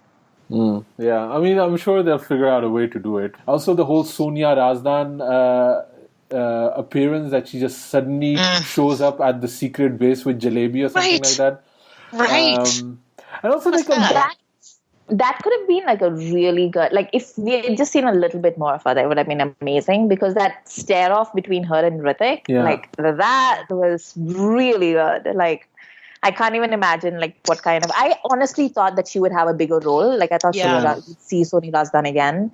I thought like Khalid would get some kind of. See, this is why he should have been an infiltrator, because then like we could have had a bit more of his backstory, which would have been interesting. But apparently not. Yeah. Can we talk about the stoning sequence? Yeah. What? Also, there's exactly the same sequence in BardOfBlood too, by the way. So anyway, oh really? Like that same setting. So they don't stone there; they're beheading, because obviously it needs to be a bit extra there too. But yeah, the stoning, that sounds so cheap, so vile and so cheap. Yeah. I couldn't believe they chose that of all the things. This is like I was saying before about like Lal Kaptan. Like this is why I really like Navdeep Singh as a director, because he understands the value of certain acts and how it plays into the script and the story.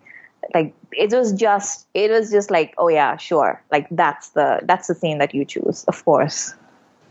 I also think like, as a secret agent, Kabir is not a good secret agent. No. Everything he does, he kind of messes up completely. Like, it doesn't make any sense. And they have to go back and flashback and tell us, oh, no, actually he was doing something good when you thought he was messing up.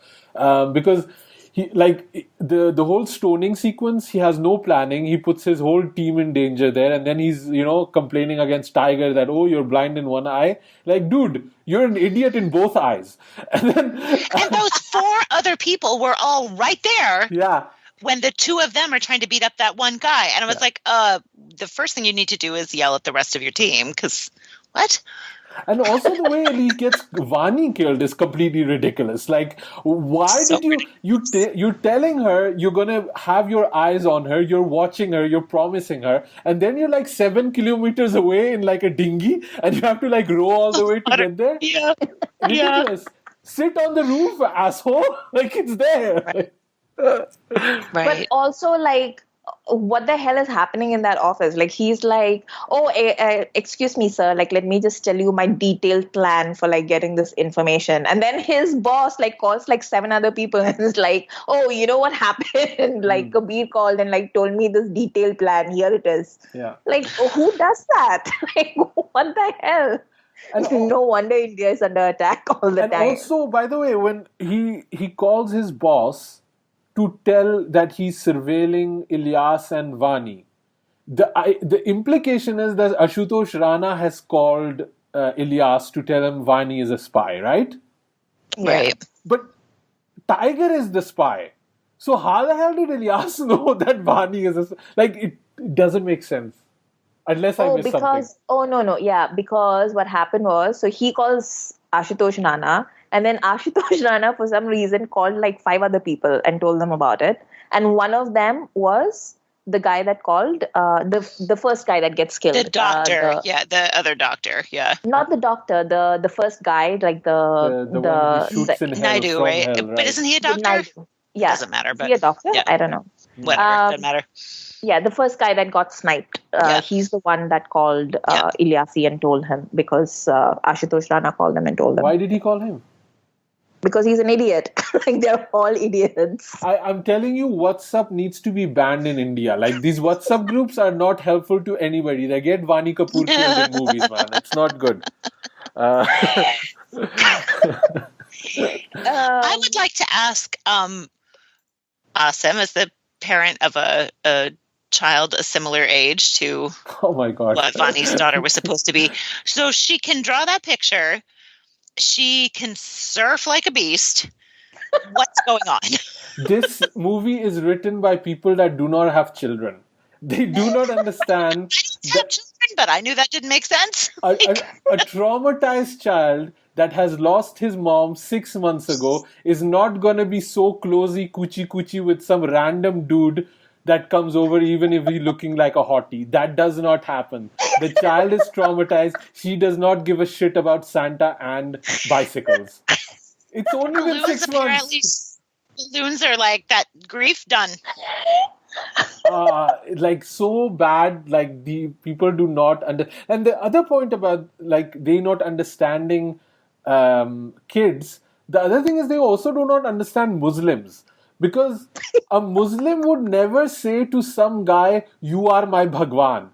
That line cannot, it does not compute in the brain of a Muslim. Like, it would never happen. You would never say, "You are my Bhagwan." It goes against every tenet of Islam.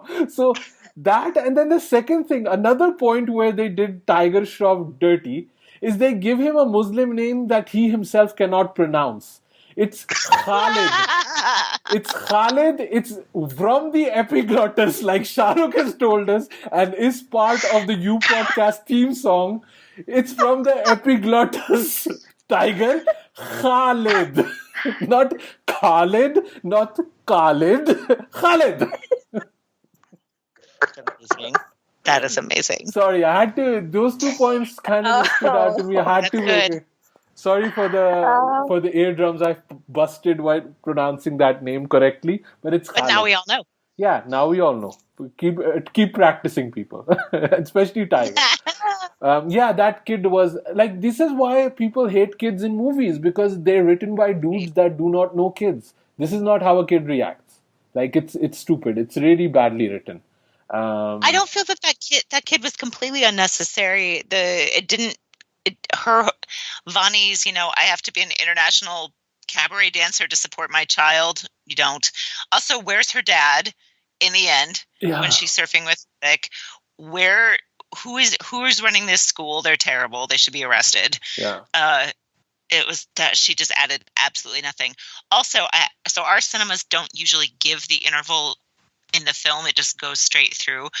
And so when it comes back from interval and it's Hrithik with the girl at the playing soccer, I thought that was a commercial for something, like a really well integrated commercial, because he was just sitting there like fiddling with his sunglasses again. And then I thought that like he was going to break out some Gatorade or something. It made no sense. Yeah. Same. Yeah. I also thought it was like, because it was like a post-interval thing, so it just played like an interval ad. It looks like it was all sunny. Like, it didn't look like the rest of the film at all. And I was like, oh, they've just cleverly named this commercial character to be the same as is in the film. What a good tie-in.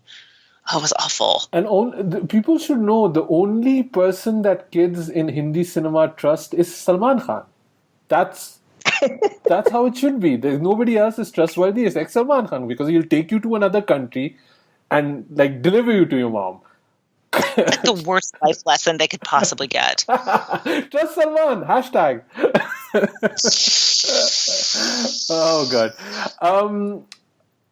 Talking to Salman though, by the way, about Salman, wouldn't like the better sequel be a Tiger Hrithik war crossover? Bring Zoya and Tiger from Ekta Tiger together with the other hot couple from Yash Raj, which is, Tiger and Hrithik. I think that's where the sequel needs to be. Like, beat Rohit Shetty to the punch, create your own cinematic universe, get Rani from Mardani in there, like, get the Doom guys in there, like, make that your universe, That would be actually surprisingly awesome, and I would watch the shit out of that movie, which is how it's never going to get made. You've just argued that Uday Chopra should be in a movie, so I'm not really sure what to make of that. I do want to talk about the action pieces, though. Yes. Yeah. I have to say, the one time I guffawed, you did at the entry scene, I did when they were riding the bikes towards each other, and they do like a twirly twist around handshake. Yes! That one I laughed great. out loud. And then also the other sequence where he's being Tom Cruise so hard and he drives through that explosion on his bike. And it's like, it's I was watching it with my beautiful wife, and she was like pulling my arm and saying, stop laughing, you're laughing too hard. So I had to kind of calm down at that because that was just ridiculous. My God, it's like you... Sorry. Oh, I was just for me, the ones that took me out of it were the so I got frustrated that there were so many sequences where they never showed us a transition between anything. So like Hrithik's outside the plane and then suddenly he's inside the plane. Yeah. He's, how did he get from the cockpit of that little tiny plane to standing on its wing?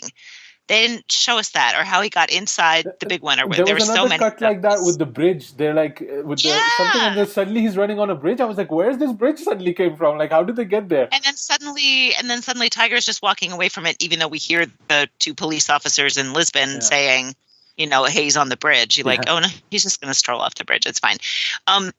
Was that one, and then there was so the I honestly thought the film was going to end in Kerala, and then they got then they're suddenly in the Arctic, and then they're driving sports cars across. Why are there sports cars? Two and of then them. Suddenly they're in a forest, and then suddenly they're in the most styrofoam ruined church I've ever seen. That was, with spray painted stained glass windows. Like that whole sequence just made me laugh and laugh and laugh. Even those pillars that they drive into and they and they look so fake. I was like, why at the climactic scenes are you skimping? Like it doesn't make up. So the scene where Hrithik takes Tiger to his hideout and then they get attacked by all these commandos. Yeah. And they have that incredible ballet like slow-mo shootout. Yeah. I literally in the theater, I couldn't stop laughing because it was well done. Don't get me wrong. They were clearly very athletic. They'd put in the work.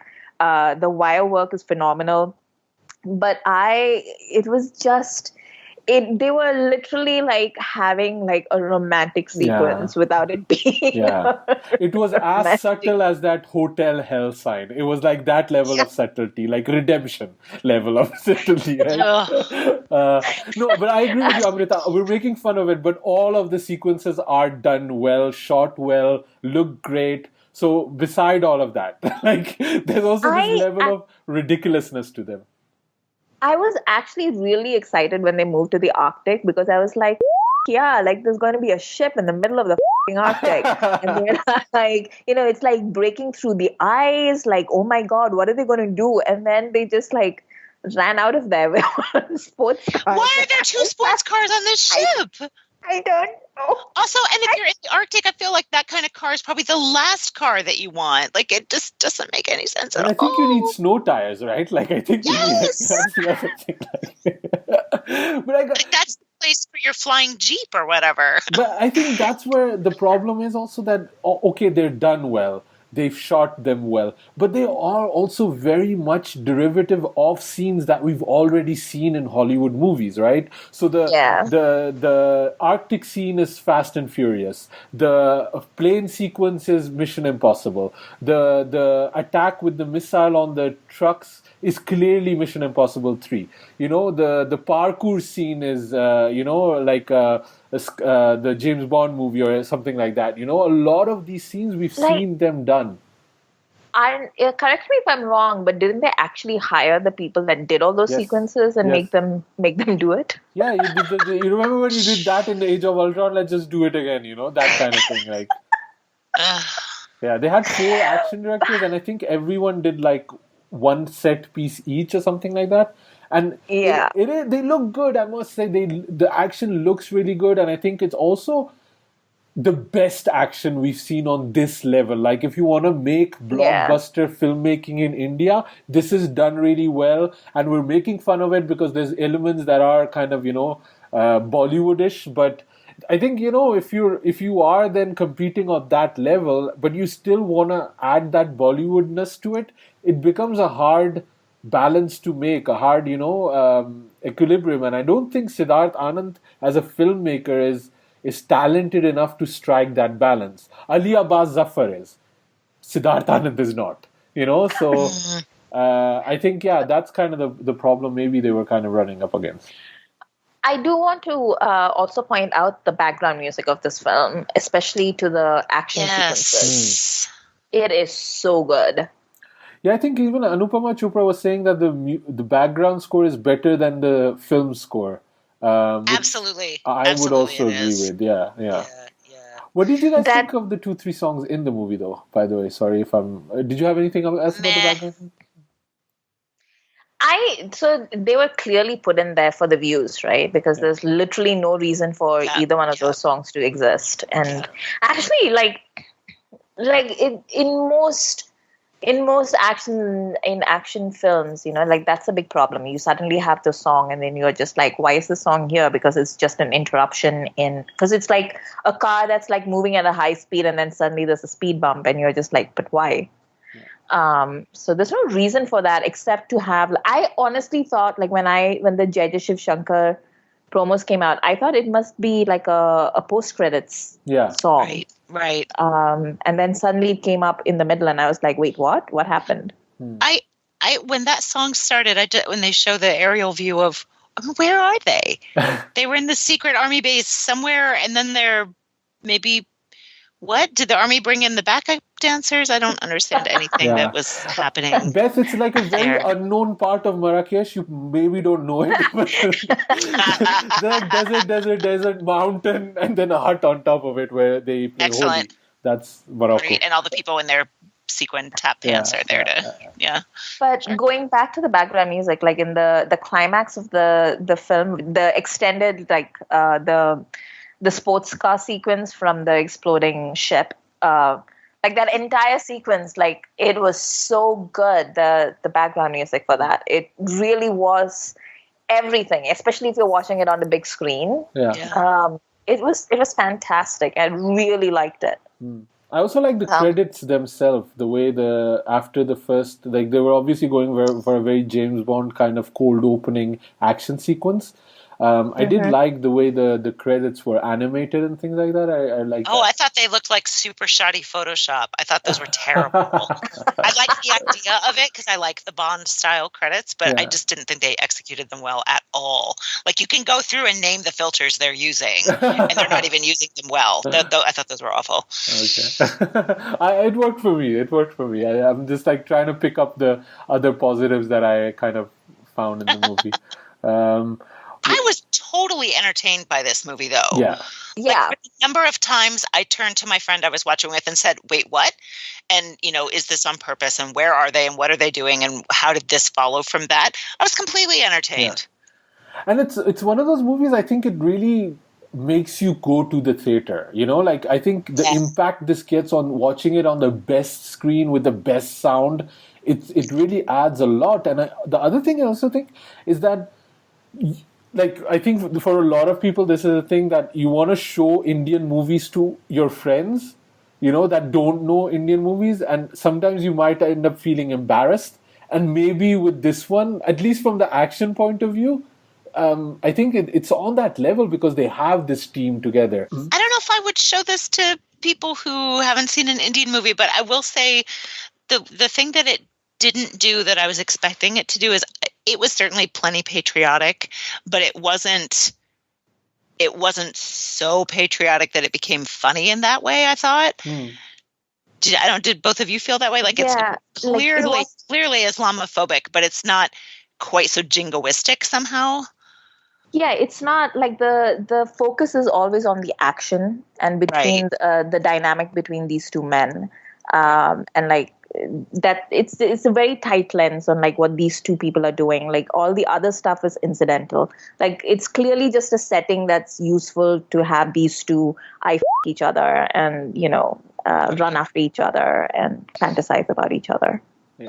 Do we know why Ilyasi was so keen to destroy India?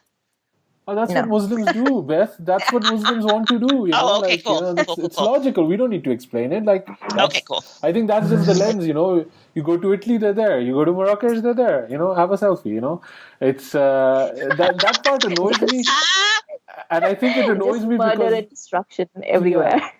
Yeah, they build it up in the first half, and then when the reveal happens, it becomes pointless to talk about it because like the pawn is Saurabh, is not Khalid, right?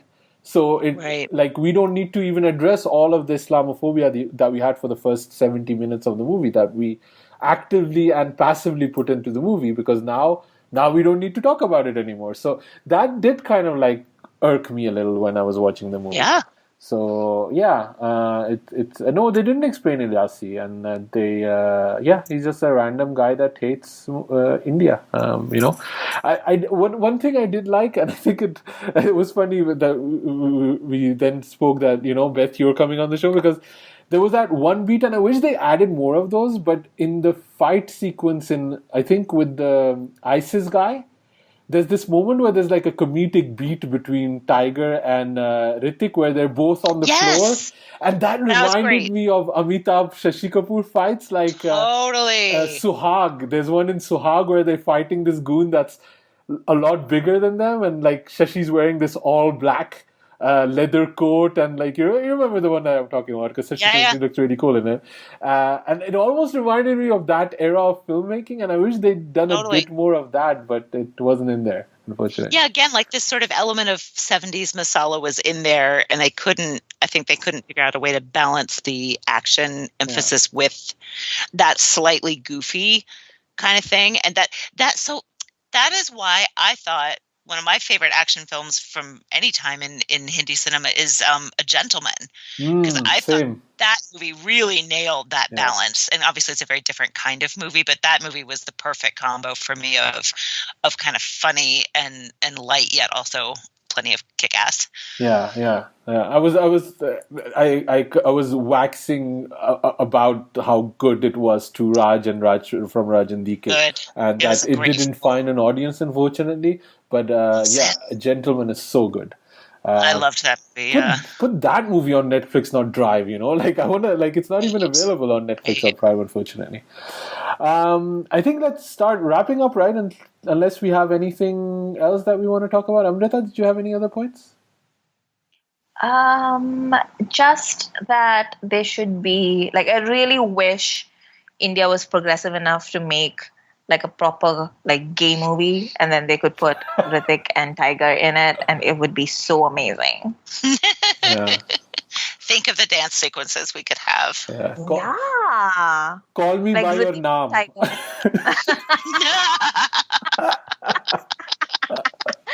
Oh my God. Like I was just saying on Twitter, like it's too bad that Indians don't really have like an like a art fan culture kind of a thing where, they do like fan art, because there should be like so many like cute little line drawings and like art about like the two of them just cuddling and like making tea for each other.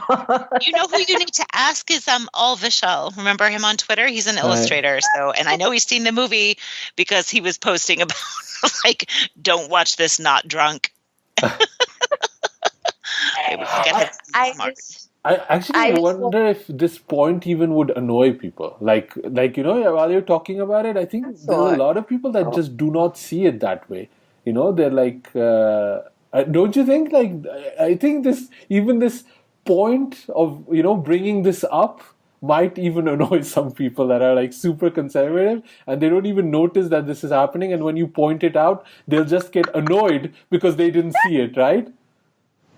Yeah, it's just, and they find it like, it's like an assault on the masculinity of their favorite stars or whatever. And I'm like, you know what? You're stupid, because it just makes them even more hot. I just want to see, like, like there's so much good fan art out there for like, Good Omens or Sherlock Holmes or all that kind of stuff. And I think like it would be really cute to see a lot of like Hrithik and Tiger ones where they're just being domestic in between like killing the bad Muslims and, just being like, I don't know, just sweet together. Having matching slippers, It could be like...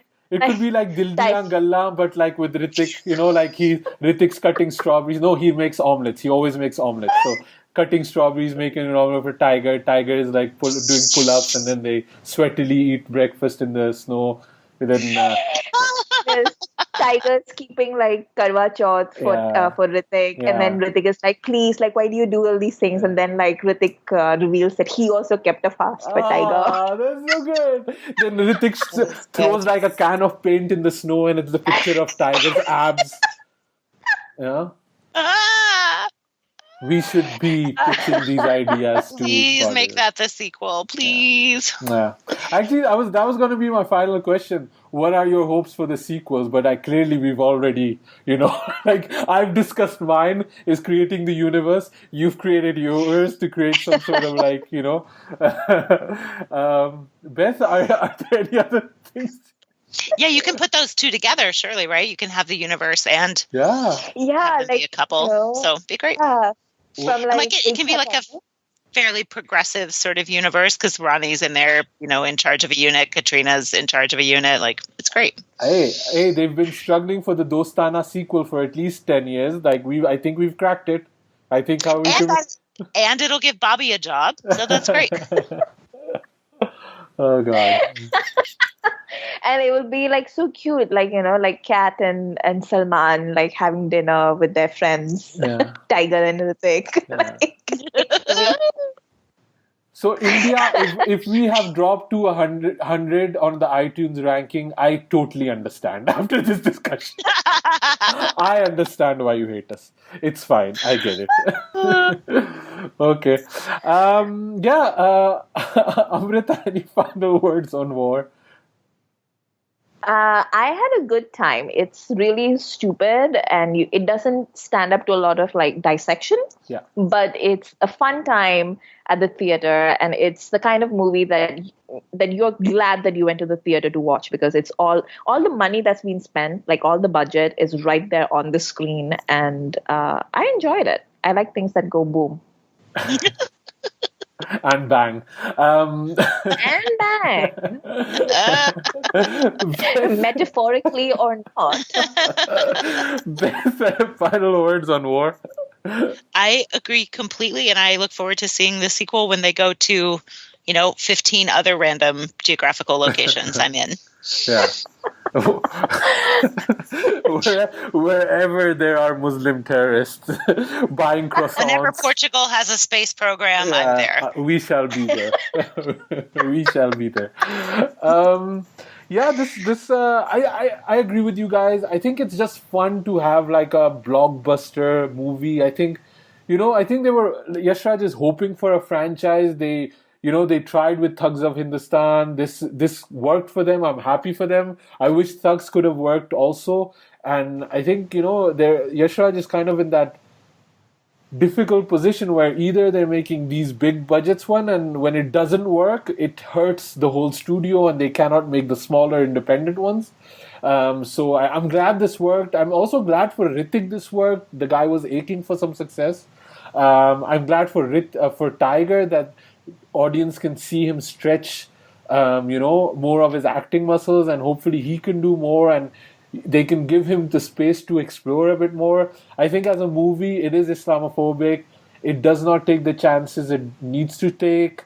And I'm still not convinced that Siddharth Anand is a good movie director. I think he is good at kind of putting a gloss on action sequences, but I think this was written by him and Aditya Chopra, and I think that's where the movie is lacking. But it is still a good time. And I think people should definitely check it out in theaters. I think it's fun. It's fun. Yeah. Amrita, where can people find you online? You can find me on Twitter at AmritaIQ. Beth, it was awesome having you on, top friend. Where can people find you online? Thank you so much. It's always super fun. I am on Twitter at BethLovesBolly. And Sujoy is not here, but you can find him in India, apparently, or at 9E3K. And he's also on Instagram posting really cool pictures. I think he sent us a voice note, which I shall play now. Hello, everyone. This is Sujoy. I'm not recording this episode with my Khandaan since I'm visiting my parents in India. And I'm also going to hang out with Her Royal Highness Mata Amrita soon. But Khandani Crime Master Gogo Asim Bhaiya ordered me to send a voice note of my take on War, so here's my 2 cents. War is a very competently made action thriller from Yash Raj that is absolutely self-aware of the genre it belongs to. It gets inspired from the best that the genre has to offer, from Bourne to Mission Impossible to even John Woo's Face Off, and it's a tasty cocktail of spectacle with masala drama. Over the last month or so, we've had a lot of espionage and spies going rogue content in the form of Amazon's Family Man and Netflix's BardOfBlood. War doesn't want to be as cerebral or nuanced and doesn't want to engage in complications of global terrorism and nations at war. Instead, it's a more simplistic take on the whole spy genre, but with a Muslim Gaddar ka beta trying to erase the Mera Baap Chor Hai tag by being uber loyal to the one true Greek god that is Dugu. And puppy-eyed Tiger is so full of fandom for Hrithik that at one point I'm inspired to make Mr. and Mr. Smith posters. I'm sure my top friends of Khandaan will be discussing the intentional or not homoerotic bromance here. For the fans of Masala, dialogue writer Abbas Tarwala makes his Muslim mum want Izzat for herself and Himmat for her son as the son dances to Jai Jai Shiv Shankar. And Hrithik's flawless abs as the backdrop of this gorgeously shot movie proves that grey hair, bronze skin and slow-mo go really well. I haven't heard an audience cheer so hard for Hrithik since Dhoom 2, and the Beyonce fan making his hair wavy does absolute fan service to his Delphinus. Vani Kapoor, on the other hand, doesn't get to do much. She's got the song, and from what I gather from the making videos, she trained for a month to do the spinning Russian circus wheel routine, but ultimately it gets so choppily edited out in the Ghungru song. But she does get one scene where she mentions that not everyone is a soldier fighting for the nation at the border. It's a subtle shout out for the nation's many noisy jingoistic movies that have tricolor hoistings and Bharat Mata Ki Jai chants at the drop of a hat. War doesn't go for that brand of patriotism. And speaking of which, the background score is just perfection. It's not overused, not overloud, and held back when the action scenes need to project the bone crushing. It elevates the experience to be more than what it is. And the action set pieces that go along with it are at par with the best Hollywood movies, especially the one take Tiger scene in the intro, and he kicks more ass than both buggies combined.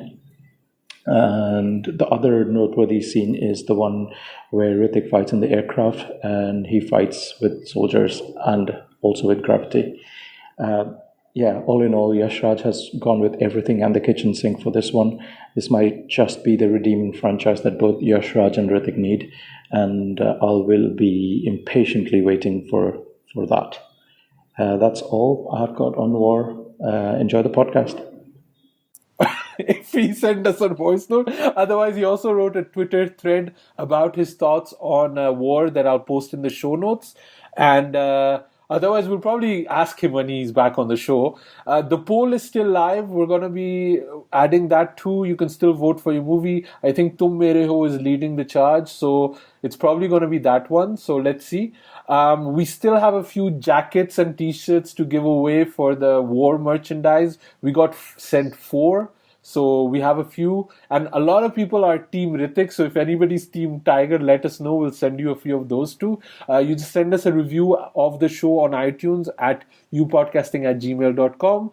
I think that's it. You can find me at Asim Bernie. You can find the show at youpodcasting.com. We're on Twitter. We're on iTunes. Thanks for listening, guys, and thanks again for putting us number 1. We'll be back with a new show very soon.